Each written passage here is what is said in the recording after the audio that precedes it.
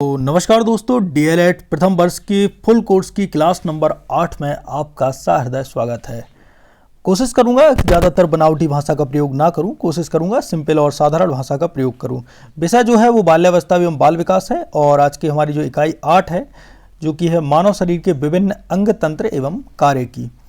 तो इस इकाई को आज की इस वीडियो में हम कंप्लीट करने वाले हैं और इसके बाद 9वीं और 10वीं इकाई यानी कि 2 क्लास और रह गई हैं, बाकी आपका मतलब पूरा का पूरा कंप्लीट हो जाएगा। इसके बाद मतलब पहला विषय कंप्लीट हो जाएगा।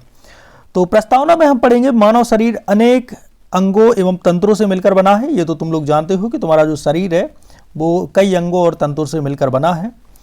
प्रत्येक तंत्र का एक विशिष्ट काम होता है, जैसे आंखों का काम होता है देखना, ठीक है। इसी प्रकार से तंत्र होते हैं, प्रजनन तंत्र, रेस्पिरेटरी सिस्टम, पाचन तंत्र, अलग अलग तंत्र होते हैं। सभी तंत्र मिलकर शरीर को स्वस्थ एवं सक्रिय बनाए रखते हैं। तो याद रखना, जो जितने भी तंत्र होते हैं वो सभी मतलब मिलकर शरीर को स्वस्थ एवं सक्रिय रूप से मतलब सक्रिय प्रदान करते हैं, सक्रियता प्रदान करते हैं तो और सक्रिय बनाए रखते हैं। और शरीर के विभिन्न तंत्रों की संरचना एवं कार्यों का जो अध्ययन है वह शरीर क्रिया विज्ञान कहलाता है। तो ये बात भी आपको दिमाग में रखनी है।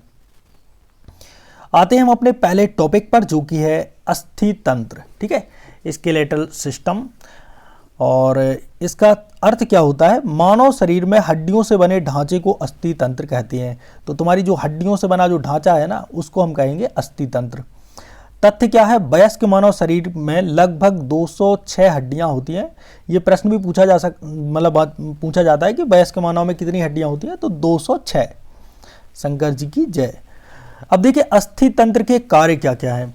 तो अस्थि तंत्र के कुछ कार्य भी यहाँ पे दिए गए हैं जिनको आपको दिमाग में रखना है, जैसे कि शरीर को आकार प्रदान करना। जो अस्थि तंत्र होता है वह शरीर को आकार प्रदान करता है, ठीक है। शरीर को सहारा देना, शरीर को सहारा कौन देगा? अस्थि तंत्र देगा। आंतरिक अंगों की सुरक्षा करना और गति में सहायता करना, साथ ही रक्त कोशिकाओं का निर्माण करना। तो अस्थि तंत्र जो है वह इस प्रकार के 5 कार्य करता है। अगला है प्रमुख हड्डियां। कुछ हड्डियां हैं और इनको आपको दिमाग में रखना है, जैसे कि खोपड़ी, इसको स्कल बोलते हैं। इसके बाद है रीढ़ की हड्डी, ठीक है, पसलियां और हाथ पैर की हड्डी। ये कुछ प्रमुख हड्डी होती है। जैसे कि मैं यहाँ पे एक चित्र बनाने का प्रयास करता हूँ, वैसे मैं कोई चित्रकार नहीं हूँ। ये तुम्हारी खोपड़ी बन गई, ठीक है। उसके बाद ये है रीढ़ की हड्डी। रीढ़ की हड्डी के बाद ये आपकी पसलियां बन गई और उसके बाद ये पैरों की हड्डी और ये हाथ की हड्डी। बस ये बन गया तुम्हारा सिस्टम, मतलब ये तुम बन गए, ठीक है। ये सिंपल रहता है, कुछ प्रमुख हड्डियां हैं। अब अस्थि तंत्र का महत्व क्यों है इसे भी जान लेते हैं। शरीर की संरचना बनाए रखना, अस्थि तंत्र जो है ये शरीर की संरचना बनाए रखता है। दूसरा है शरीर को संतुलन प्रदान करता है, मतलब शरीर के लिए संतुलित करता है। और तीसरा है मांसपेशियों का आधार है। और मांसपेशियां एक प्रकार से अस्थि तंत्र के ऊपर ही खड़ी होती हैं, तो मांसपेशियों का भी ये आधार है। तो कुछ गले में टेक्निकल प्रॉब्लम होने की वजह से वीडियो को रोकना पड़ा था। अब दूसरा हमारा टॉपिक है पेशीय तंत्र, ठीक है। पेशीय तंत्र यानी कि मस्कुलर सिस्टम। इसका अर्थ होता है शरीर की जो मांसपेशियां हैं उनसे बना जो तंत्र कहलाता है वो आपका पेशीय तंत्र कहलाता है, ठीक है। पेशियों के अलग अलग प्रकार होते हैं, जैसे कि कुछ ऐच्छिक पेशियां होती हैं जिन पर हमारा नियंत्रण होता है, जैसे कि हाथ पैर, ये कुछ पेशियां हैं और इन पर हमारा नियंत्रण होता है। कुछ पेशियां अनैच्छिक होती हैं, इन पर हमारा नियंत्रण नहीं होता है, जैसे कि अमाशय, आंतें, इन पर हमारा थोड़ी कोई नियंत्रण रहेगा। कुछ हृदय पेशियां होती हैं जो कि केवल हृदय में पाई जाती है, यानी कि तुम्हारे दिल में पाई जाती हैं। पेशीय तंत्र के काम क्या रहते हैं? तो पेशीय तंत्र के काम रहते हैं शरीर को गति देना, शरीर का संतुलन बनाए रखना, मुद्रा बनाए रखना और ऊष्मा उत्पन्न करना। ये पेशीय तंत्र के काम रहते हैं। अगला है कंकाल तंत्र। तो जो कंकाल तंत्र होता है इसका अर्थ क्या होता है? अस्थियों एवं मांसपेशियों के संयुक्त कार्य से बनने वाला जो तंत्र है वो कंकाल तंत्र कहलाएगा। यानी कि इसमें अस्थियां और मांसपेशियां इन दोनों को मिला दो तो कंकाल तंत्र बन जाता है। कंकाल तंत्र का काम क्या रहता है? ये चलता है, दौड़ता है, कूदना और शरीर को मतलब शरीर की विभिन्न गतिविधियां कराना, शरीर की अन्य गतिविधियों में भाग लेता है कंकाल तंत्र, ठीक है। कोई कहे कि मैं क्रिकेट खेल रहा हूं तो वो क्रिकेट नहीं खेल रहा भाई, उसका कंकाल क्रिकेट खेल रहा है, सीधी सी बात है। कंकाल तंत्र के महत्व क्या है? ये मानव शरीर है उसको गतिशीलता का आधार है, ठीक है। तो मानव शरीर को गतिशील बनाता है या मानव शरीर की गतिशीलता का आधार है। अगला है हमारा पाचन तंत्र यानी कि डाइजेस्टिव सिस्टम। पाचन तंत्र ये भोजन को पचाकर शरीर के उपयोग मतलब शरीर के उपयोग योग्य बनाने वाला जो तंत्र है वह पाचन तंत्र है। ठीक है, पाचन तंत्र के प्रमुख अंग यहाँ पे दिए गए हैं, जैसे कि ग्रसनी, जैसे पहला है मुख, मुख में खाना जाता है, फिर ग्रसनी, ग्रास नली, अमाशय, छोटी आंत, बड़ी आंत, यकृत, लीवर, ये सभी पाचन तंत्र के प्रमुख अंग माने जाते हैं। पाचन प्रक्रिया, सबसे पहले तो तुमने भोजन ग्रहण किया, अपने मतलब खाया, ठीक है, उसके बाद पाचन होता है, उसका अवशोषण होता है, आत्मसात होता है और भोजन उत्सर्जित हो जाता है और निकल जाता है। पाचन तंत्र के यहाँ पे कार्य दिए गए हैं, जैसे कि भोजन का पाचन, पोषक तत्वों का अवशोषण, ऊर्जा प्रदान करना, शरीर निर्माण में सहायता करना, ये पाचन तंत्र का प्रमुख कार्य होता है। पाचन तंत्र को स्वच्छ मतलब स्वस्थ रखने के कुछ उपाय हैं, जैसे कि संतुलित भोजन लेना चाहिए, पर्याप्त पानी पीना चाहिए, नियमित रूप से व्यायाम करना चाहिए और स्वच्छ भोजन हमें खाना चाहिए, और इससे क्या होता है, जो पाचन तंत्र है वह स्वस्थ रहता है। नेक्स्ट टॉपिक है हमारा परिसंचरण तंत्र यानी कि सर्कुलेटरी सिस्टम। अब जो परिसंचरण तंत्र होता है, यह इसका अर्थ होता है रक्त के माध्यम से शरीर में जो पोषक तत्व हैं एवं ऑक्सीजन है उसको पहुंचाने वाला जो तंत्र है वह परिसंचरण तंत्र कहलाता है। यहाँ पे यही परिभाषा दी गई है। तो रक्त के माध्यम से शरीर में जो पोषक तत्व हैं एवं ऑक्सीजन है उसको पहुंचाने वाला जो तंत्र है वह परिसंचरण तंत्र है। ठीक है, सर्कुलेटरी सिस्टम। इसके प्रमुख अंग होते हैं हृदय, रक्त और रक्त वाहिनियाँ। ठीक है, अब देखिए रक्त वाहिनियाँ हैं, इनके भी कुछ प्रकार हैं, जैसे कि धमनी। धमनी क्या है, हृदय से रक्त ले जाती है, तो धमनियाँ क्या करती हैं, हृदय से रक्त को ले जाती हैं। सिराएं हैं, सिराएं क्या करती हैं, रक्त को हृदय तक ले जाती हैं।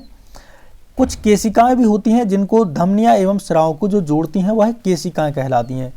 परिसंचरण तंत्र के कुछ कार्य यहाँ पर दिए गए हैं, जैसे कि ऑक्सीजन को पहुँचाना, परिसंचरण तंत्र यह काम करता है, ऑक्सीजन को पहुँचाता है हमारे शरीर से, मतलब शरीर का काम करता है, जैसे कि धमनियों से सिराओं में ले जाना, सिराओं से धमनियाँ, ये सब काम होता है इनका। और इसके बाद है पोषक तत्व पहुंचाता है, अपशिष्ट पदार्थ हटाता है और शरीर के तापमान को नियंत्रित करता है। जो सर्कुलेटरी सिस्टम है ये इसके ये काम रहते हैं। अगला जो तंत्र है वो है श्वसन तंत्र। इसका अर्थ होता है शरीर में ऑक्सीजन ग्रहण करके, जो O2 है वह ग्रहण करके कार्बन डाइऑक्साइड जो है गैस है CO2 है उसको बाहर निकालने वाला जो तंत्र होता है वह श्वसन तंत्र कहलाता है। श्वसन तंत्र के प्रमुख अंग होते हैं नाक, श्वास नली और फेफड़े। तुमने ये तुम्हारी नाक है, नाक के बाद ये जो श्वास नली है और ये तुम्हारे फेफड़े मान लो। ठीक है, तो ये सब ये तुम्हारा श्वसन तंत्र है। ठीक है, अब देखिए श्वसन प्रक्रिया किस प्रकार से होती है। सबसे पहले तो तुमने ऑक्सीजन को अंदर लिया, फिर गैसों का आदान प्रदान होता है और यहाँ पे इसके बाद जो कार्बन डाइऑक्साइड है उसका बाहर निकालना, ये श्वसन प्रक्रिया कहलाती है। श्वसन तंत्र के कुछ कार्य हैं, जैसे कि ऑक्सीजन उपलब्ध कराना, तो ये ऑक्सीजन को उपलब्ध कराता है, CO2 को बाहर मतलब निकालता है और ऊर्जा उत्पादन में सहायता प्रदान करता है। अगला टॉपिक है श्वसन तंत्र को स्वस्थ रखने के उपाय। तो सबसे पहले तो मतलब धूम्रपान से बचें, यानी कि बीड़ी सिगरेट इनका इस्तेमाल ना करें। आजकल कुछ पढ़े लिखे लोग रहते हैं वो सिगरेट का इस्तेमाल करते हैं, पता नहीं मतलब कितने मूर्ख टाइप के लोग रहते हैं सालों को, मतलब खड़े चौराहे पे मैं जूता मारूं यदि मेरा बस चले। बाकी मतलब पढ़े लिखे हो भाई, तुम ये कह रहे हो कि तुम्हें सिगरेट पीनी चाहिए, भाई मतलब कितनी नॉनसेंस वाली बात है। कुछ तो DLED वाले भी होंगे साले, मतलब इतने बेकार टाइप के होंगे जो DLED कर लिया है या B.Ed कर लिया है उसके बाद भी मतलब धूम्रपान करते हैं। मतलब यार कुछ कॉमन सेंस नाम की चीज़ भी है कि नहीं है। ठीक है, बाकी ठीक है, जो अपनी शर्म है या भैंस आए हैं तो वो करने दो भाई, अब क्या ही करें, मतलब कितने जूते मारें। इसके बाद श्वसन तंत्र को स्वस्थ बनाने का पहला उपाय धूम्रपान से बचें। दूसरा, स्वच्छ वायु में रहें, अच्छी वायु में रहें और अपने आसपास पेड़ लगाने का प्रयास करें, पेड़ लगाएं और लगाएं बस ना, उसको बड़ा करें। ठीक है, और अगला है योग एवं प्राणायाम करें। तो योग भी करना बहुत ज़रूरी है, और ये ना कर सको तो फिर कहीं खेलने वगैरह निकल जाओ, बाहर निकलो। ठीक है, हमारा अगला जो टॉपिक है वो है उत्सर्जन तंत्र यानी कि एक्सक्रीटरी सिस्टम। तो इसका अर्थ होता है शरीर से अपशिष्ट पदार्थों को बाहर निकालने वाला जो तंत्र है वो उत्सर्जन तंत्र कहलाता है। अब उत्सर्जन तंत्र में देखिए मुख्य अंग जो आ जाते हैं वृक्क यानी कि किडनी, मूत्रवाहिनी, मूत्राशय और मूत्रमार्ग, ये सभी उत्सर्जन तंत्र के प्रमुख अंग हैं। उत्सर्जन तंत्र का काम क्या होता है, अपशिष्ट पदार्थों यानी कि जो खराब पदार्थ हैं उनको शरीर से बाहर निकालना, जल संतुलन बनाए रखना और रक्त को शुद्ध करना, ये काम रहता है हमारे उत्सर्जन तंत्र का। वृक्क यानी कि किडनी का क्या महत्व होता है, वृक्क क्या करता है, रक्त को शुद्ध करता है और मूत्र का निर्माण करता है। तो किडनी ही मूत्र का निर्माण करती है और वृक्क को शुद्ध करती है। इसके बाद है नर्वस सिस्टम यानी कि तंत्रिका तंत्र, और तंत्रिका तंत्र का अर्थ क्या होता है, ये हमारा अगला टॉपिक है। नर्वस सिस्टम यानी कि तंत्रिका तंत्र यानी कि हमारा दिमाग का जो तंत्र है ना, ठीक है, यानी कि मैं बोल पा रहा हूँ कुछ भी, मतलब बक देता हूँ, कुछ भी बोल देता हूँ, ये जो सब आता है ना, ये तंत्रिका तंत्र में आता है। तो अर्थ क्या होता है, सभी मतलब शरीर की सभी जो गतिविधियां हैं उनको नियंत्रित एवं समन्वित करने वाला जो तंत्र होता है वह तंत्रिका तंत्र कहलाता है। प्रमुख अंग कौन कौन से हैं तंत्रिका तंत्र के, एक है मस्तिष्क, दूसरा है स्पाइनल कॉर्ड यानी कि मेरुरज्जु, और तीसरा है तंत्रिकाएं। ये सभी तंत्रिका तंत्र के अंग हैं, ठीक है। तंत्रिका तंत्र के काम क्या होते हैं, संदेशों का आदान प्रदान। अब जैसे भाई तुम हो, ठीक है, थोड़ा सा मैं बना देता हूँ, यहाँ पे तुम्हारे हाथ में जल गया तो तुरंत तुम्हारे दिमाग को पता चल जाता है हाथ पे जल गया, तो ये तंत्रिका तंत्र के द्वारा ही पता चलता है। सोचने एवं समझने में क्षमता प्रदान करता है, ठीक है। शरीर की गतिविधियों का नियंत्रण रखता है और प्रतिक्रिया उत्पन्न करता है। ये तंत्रिका तंत्र के काम रहते हैं। अब इसमें मस्तिष्क के काम भी दिए गए हैं। तो मस्तिष्क का काम है स्मरण शक्ति को बढ़ावा देना, ठीक है। यहाँ पर मैंने जितनी भी चीज़ें यहाँ पे पढ़ाई हैं उसको आपके दिमाग में यदि स्मरण है तो तुम्हारा तंत्रिका तंत्र काम कर रहा है, तुम्हारा मस्तिष्क काम कर रहा है, ठीक है। निर्णय लेना, अगला वीडियो देखना है कि नहीं देखना है, ये सारा निर्णय लेना, ठीक है, मस्तिष्क के अंतर्गत ही आता है। भावनाओं पर नियंत्रण रखना और सीखने की प्रक्रिया को बनाए रखना। हमारा नेक्स्ट टॉपिक है अंतःस्रावी तंत्र, ठीक है। इसका अर्थ होता है हार्मोन उत्पन्न करने वाली जो ग्रंथियों का जो समूह है वह अंतःस्रावी तंत्र कहलाता है। इसमें जो प्रमुख ग्रंथियां होती हैं उनमें देखिए पीयूष ग्रंथि है जिसे पिट्यूटरी मतलब बोलते हैं। इसके बाद है थायराइड ग्रंथि, एक है अधिवृक्क और एक है अग्नाशय। ये प्रमुख ग्रंथियां होती हैं। हार्मोन क्या कहलाता है, ये प्रश्न भी आपके मन में उठता है। तो हार्मोन क्या है, रासायनिक संदेशवाहक पदार्थों का, मतलब जो रासायनिक संदेशवाहक होते हैं उन पदार्थों को हार्मोन कहते हैं। और सारा खेल हार्मोन का होता है, ये बात भी आपको दिमाग में रखनी चाहिए। अंतःस्रावी तंत्र के कार्य क्या होते हैं, तो वृद्धि नियंत्रित करता है। जो अंतःस्रावी तंत्र होता है ये वृद्धि नियंत्रित करता है, चयापचय नियंत्रित करता है, ठीक है, प्रजनन क्रियाओं को नियंत्रित करता है और भावनात्मक संतुलन बनाए रखता है। ये काम रहते हैं अंतःस्रावी तंत्र के। अगला तंत्र है जनन तंत्र, ठीक है, रिप्रोडक्टिव सिस्टम इसको बोलते हैं। तो संतान यानी कि तुम हो तो तुम्हारी उत्पत्ति कैसे हुई, तो जनन तंत्र से ही तुम्हारी उत्पत्ति हुई है, याद रख लेना। संतान उत्पत्ति से संबंधित जो तंत्र है उसको ही जनन तंत्र कहते हैं। जनन तंत्र के कुछ यहाँ पे कार्य दिए गए हैं, जैसे कि प्रजनन, वंश वृद्धि, लैंगिक जो विशेषताएं हैं उनका विकास, किशोरावस्था में परिवर्तन, बालकों में आवाज भारी होना, दाढ़ी मूंछ आना, ये सभी तुम्हारे मतलब जनन तंत्र के ही भाग मान सकते हो।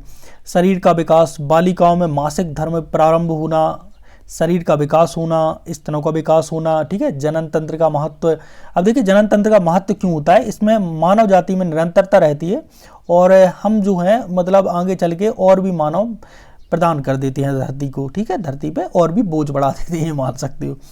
वंश की वृद्धि होती है और जैविक विकास होता है, ये मान लो। सभी तंत्रों का यदि सारांश की बात करें कि क्या क्या तारांश है, मतलब सारांश है, जैसे कि तंत्र एवं उसके प्रमुख कार्य। तो पहला तंत्र है अस्थि तंत्र। अस्थि तंत्र क्या करता है, शरीर को आकार एवं सहारा प्रदान करता है। पेशीय तंत्र है, गति प्रदान करता है। कंकाल तंत्र से अपन चलते फिरते हैं। पाचन तंत्र एक प्रकार से भोजन को पकाता है। परिसंचरण तंत्र में रक्त का संचार होता है। श्वसन तंत्र में श्वास क्रिया पर ध्यान दिया जाता है। उत्सर्जन तंत्र जो है वह अपशिष्ट पदार्थों को बाहर निकालता है। तंत्रिका तंत्र है, यह हमारा शरीर का नियंत्रण एवं समन्वय करता है। अंतःस्रावी तंत्र जो है यह हार्मोन स्त्राव करता है, ठीक है, और जनन तंत्र प्रजनन करता है, ठीक है। हमारे दो मतलब इस नारे को लेके चलता है। अब इस पार्ट में शिक्षक की क्या भूमिका रहनी चाहिए उसे भी जान लेते हैं। तो स्वास्थ्य शिक्षा प्रदान करना, शरीर के विभिन्न तंत्रों की जानकारी देना, स्वच्छता एवं पोषण के प्रति जागरूक करना, किशोर स्वास्थ्य शिक्षा है वह प्रदान करना, स्वस्थ जीवन शैली को बढ़ावा देना। बाकी दोस्तों यहाँ पर परीक्षा हेतु कुछ महत्वपूर्ण प्रश्न दिए गए हैं, अति लघु उत्तरीय प्रश्न है, यहाँ पे कुछ मतलब प्रश्न है, ठीक है, इनके आंसर तुम लोग कर सकते हो, इतना सारा मैंने पढ़ा दिया है। तो यहाँ पे ये कुछ ट्रिक म्रिक भी दी गई है, इनको ज़्यादा दिमाग में नहीं रखना। बाकी मिलते हैं एक और नए वीडियो के साथ। ये हमारी क्लास 8 है वह समाप्त होती है, 8 हो गई है समाप्त। मिलते हैं एक और नए वीडियो के साथ, तब तक के लिए जय सिया राम, राधे राधे। अरे भाई कट